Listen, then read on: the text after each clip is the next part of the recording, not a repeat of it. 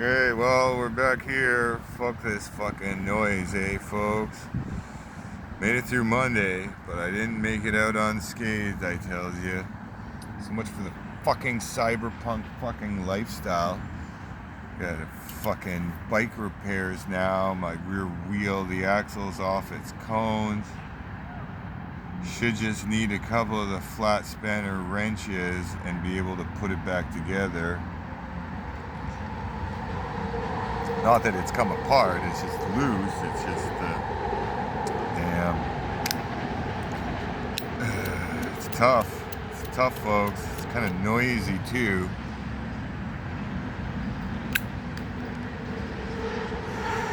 But, yeah, back to the drawing board, as they say in the funny pages.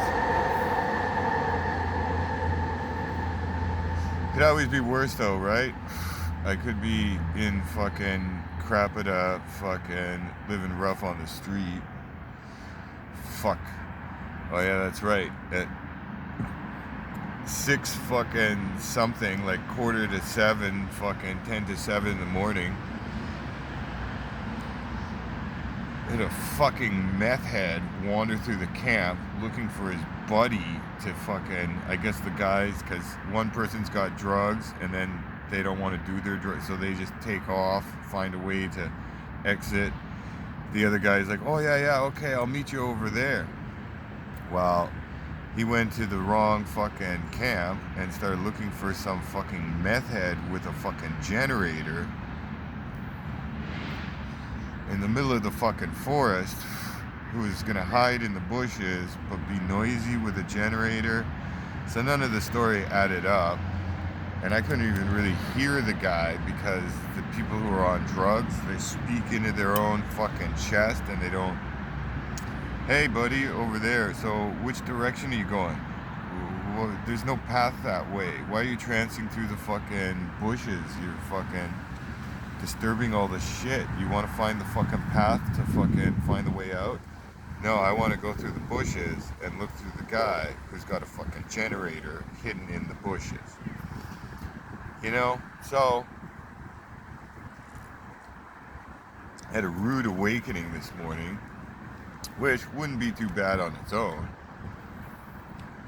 And I dealt with the guy because I was already awake, having to take a whiz, and like laying there going, fuck, I'm gonna have to get up and put my shoes on and fucking walk over there and fucking, pick a tree. And that's when it's like, fuck, there's somebody in the fucking camp. Zip, whoop. So when you're already fucking up and scrambling and the guy doesn't have two guys, I bet you if he was there with his buddy, it would have worked out differently for me and I would have had to fucking scramble and fucking show up.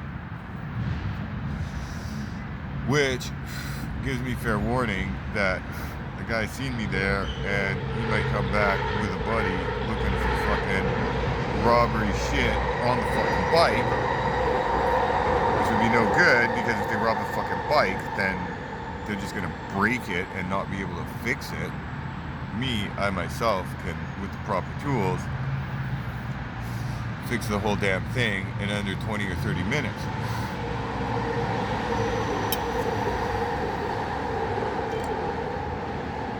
But it doesn't matter to them, folks. Anything that looks like a nice bike, it's worth $50 of drugs. To somebody, they just gotta find it. It's getting harder for them to fucking hawk the shit because the guys who deal in the hawking, the fucking fencing of stolen property for the drugs, they've got storage lockers full of shit. Fucking drug gangs around here, all the fucking criminality. That's the only thing that's flourishing in Schitt's Cougar, which is why I firmly believe that that's the only thing that's going on in the fucking housing market. If it was 20, 30, percent of the fucking sales that are going on right now, maybe it's as high as 50% in some areas. The luxury houses, the laundering of money.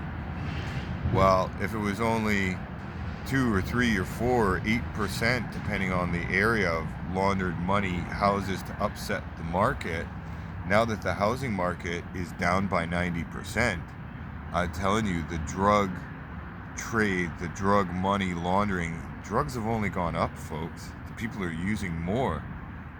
And the amount of money, somehow, these motherfuckers still got the money to buy the luxury houses. So if the normal housing rates of investors, of foreigners, of people looking to buy into the market, it's gone down by 90%, and that number of sub 5, sub 10% is still the same number.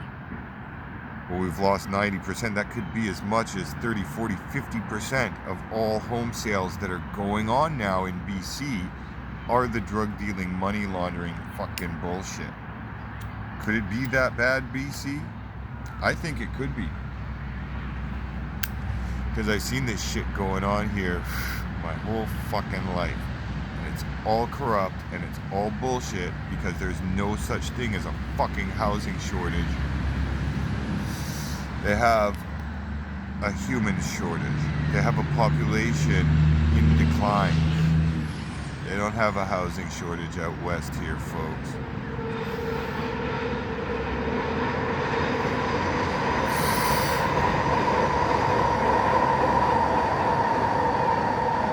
In other news, I got an interview with a place. Seems like it might be reasonably priced. I had wanted to do interviews of reasonably priced, unreasonably priced shit. Put on the Uncle Moneybags monocle, go start interviewing fucking condos, asking about the fucking bullshit. To make videos, slip the phone in my pocket all subfugious like. Still haven't gotten around to that. Still got court paperwork. I was gonna go to the fucking library and sit on the computer and do fucking court fucking papers so that I could get stuff fucking submitted to the fucking court by the end of this week. Another day behind the fucking scale of that. Another fucking delay in the fucking upkeep of my fucking shit heap mess of fucking bullshit that I've dug myself. You spin your wheels and you just dig yourself in deeper. 2 steps forward and then you realize you're facing the wrong fucking direction. You gotta regroup, find another way to flank them bastards. But Monday's over, folks. We gotta fucking find a new way. I got my campfire coffee, getting a late start to the fucking day, kinda slow. Hiking with the fucking bike.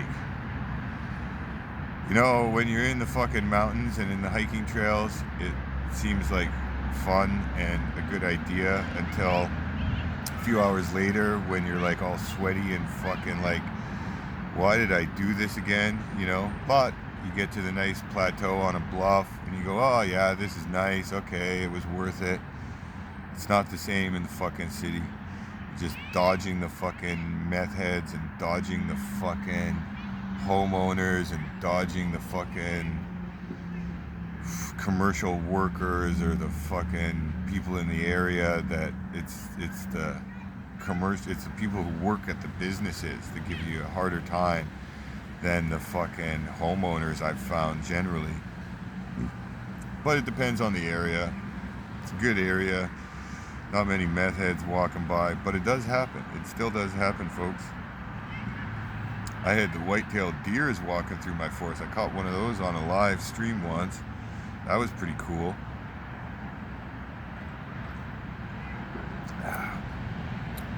So, you know, it could always be worse, but it could always be a whole lot better. And it would be a whole lot better if we weren't all fucking crabs in the bucket trying to claw our neighbors' faces off out here because of something that somebody else did to us, and we're so hard done by the fucking general miasma of dystopia and empty city and fucking bullshit lies that our neighbors tell each other about the prestige of the fucking still living in the fucking empty city and still being blind to the fucking, willfully blind to the fucking fact that they are lying to you about the fucking population. They can't even import enough fucking immigrant invaders fast enough. Everybody's fleeing. Everybody's looking for the exit. Everybody's getting out of fucking Dodge. The only ones who aren't are the fucking druggies who've had it on easy street out west here with their fucking lenient drug policies and lenient criminal convictions, criminal charges for anything that a drug user does in the way of criminal, whether it's theft, whether it's robbery, whether it's assault. They just get a free walk because they're mentally ill or they're on drugs, and it's not doing us any good. You don't realize that there's nobody showing up, there's nobody coming into the city unless they're here to do drugs, rape, and maraud. You have other people around the whole fucking world have gotten the fucking message by now, Vancouver, and you can't hide it, you can't cover it up anymore. The only thing that is working in the economy is the drug trade, is the stolen property trade. That's all you've got. Your fucking housing bullshit is fucking all on the fucking ground in fucking shattered bits of broken fucking dreams and absolute the disgusting crud that's in the gutter with the oil slick fucking slime detritus fucking garbage that's there in the gutter, and that's what you say is worth a fucking $1 million. I've been looking at the fucking listings, and you guys are fucking the ones on crack. It's the fucking drug dealers that can afford that fucking bullshit, and the reason why they can afford that fucking bullshit, those high rates, is because they take all the government checks from all the poor people for fucking drugs and launder that money back into your fucking housing fucking market. You got a program to do it out here in BC with leniency on the drugs, with the leniency in the money laundering through the property. Otherwise, those drug monies would be sent foreign places overseas and into the terrorists, the human trafficking, the black markets, the arms dealing, and the drugs dealing foreign markets.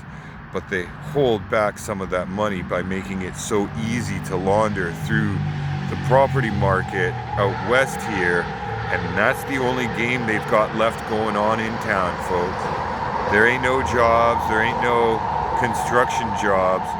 The only ones that are still working seem to be these fucking fraudulent insider buddies of the government that's getting all these fucking kickbacks and bailouts and loosening of the fucking credit because the banks are fucking insolvent, and none of this shit is worth the backstop, the asset, the hard assets that are covering the backstop for the pension funds to buy into. They're not hard assets, folks. They've been mortgaged out and sold to 5 different fucking investors or funds, and they're not fucking, it can't back that much bullshit when they realize that none of this property, none of this shit was ever worth that. They have to keep you believing in the lies. They have to keep those lies on the paper book values, but they can't hide it for very much longer. And I'm gonna go around, I'm gonna do videos. If I can get my bike fixed, I'll go around Metrotown or some such other area and show you at 6 o'clock in the evening. Fuck, today I got that showing. Whatever, sometime in the next few days. I'm gonna fucking, it's just so hard to keep on top of these things, and yet it's so easy to go to a new area and I just see all these empty places. I'm like, fuck, I could do videos. Try and do the 3-minute videos, goes on for 15 fucking minutes because the damn bullshit is so heaped high that you can't even take it by the fucking spoonful. You gotta get a fucking shovel and get in there with fucking both hands, motherfucker. Anyways, have a great day, folks. I'm gonna go back to the drawing board. We're gonna see where this gets us. I'll do a video if I can fix my bike. I'm all done my morning campfire coffee. I'm all fucking smoked out. I give up. I fucking can't give up. Gotta fucking fight harder. That's what we all gotta do, fucking Canada. Regroup and then fucking come back with fucking twice the fucking 4 times if they're gonna fucking level this bullshit with this censorship fucking absolute fucking, we gotta fucking, if that's where they's telling you that it fucking hurts, that's where we gotta hit them. Raiding the fucking UN fucking migrant fucking, they say they're importing so many millions of people, and they're like 5 million off on their temporary visas, and they have no idea where they are. Yeah, a lot of those people have changed their name already and moved cities and just change of address, change of name, and you guys, oh, we don't know where they went. We're just in fucking, the bureaucracies have eaten themselves. They've eaten themselves in their own fucking paperwork, and now they're telling you that they're too incompetent to read their own fucking paperwork back to themselves. They hired too many fucking ESL people, and they get the walk. Oh, well, it must be a mistake. It must be he just doesn't understand. But you, on the other hand, you're the one to blame. And we're getting sick of it. We're getting sick of it out here on the fucking streets. Ain't nobody gonna fucking fix this but us. Anyways, we'll have to start fucking hauling uphill. I gotta go downhill. I don't know. Pushing fucking the weight of the world uphill like a fucking atlas, and that's what Canadians can do. That's what we gotta do, Canada. We're all out of options. This summer's our fucking last chance before fucking Carney fucking screws the whole fucking lot of us. Convoy 2.0. We're all out of options. We're all out of options, folks. Let's start the fucking barbecues and get the fucking bouncy castles. Fuck. The ideals of a fucking perfect Convoy 2.0. Let's all start fucking marching in that uphill. Grab whatever you fucking can, get anybody else you can to fucking come along with, folks. They say they're doing convoys, they say they're doing protests. It's always coming up, and when Parliament opens up, I say we gotta fucking surround them and fuck, don't go to the fucking center of the city and all congregate and go all the way around and just block off all their means of entrance and egress and say you're under arrest. Nobody gets in, nobody gets out. We've got to disperse and realize that we don't need the massive numbers. We just need little groups all over, all saying the same thing. We stand up for ourselves and we're not backing down.